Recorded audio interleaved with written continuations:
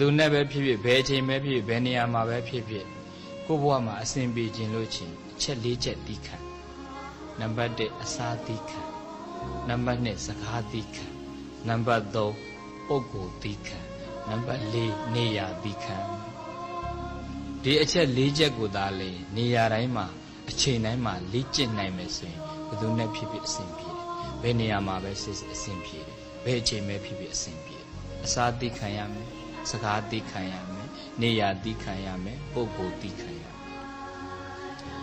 ဘယ်နေရာမှာပဲဖြစ်ဖြစ်အဲ့အစားတောင်ကြောင့်တတ္တဝါတွေအစားသီးမခံနိုင်လို့ဒုက္ခရောက်တယ်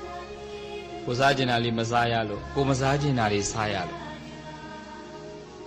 အဲ့တော့အစားတောက်ဆိုတဲ့သဘောကလည်းပဲကိုရတာကို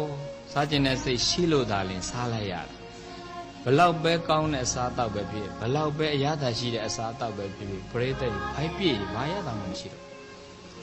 စားနေတော့အရသာရှိတာတော့ဘလို့ပဲဖြစ်ဖြစ်ဘိုက်ပြည့်ရင်ပြီးတာပဲဆိုတဲ့စိတ်ကလေးနဲ့သာလင်စားနိုင်အောင်ကြိုးစားအစားအသောက်ကိုသိခံနိုင်အောင်ကြိုးစားဘယ်နေရာမှာပဲဖြစ်ဖြစ်အစဉ်ပြေတယ်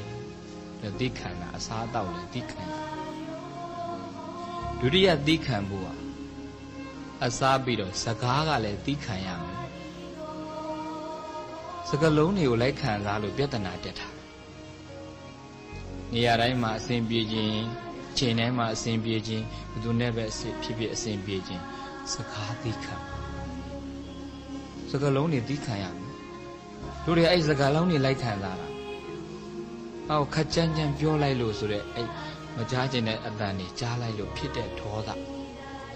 ကိုကြိုက်တဲ့သချင်းလေးနားထောင်လိုက်ရလို့ဖြစ်ပေါ်လာတဲ့ခံစားချက်နောက်ဒါကြောင့်မို့စကလုံးတွေကိုသိခံနိုင်ရင်ချမ်းသာတယ်အစာသိခံပါစကားသိခံပါတတိယကနေရာသိခံပါ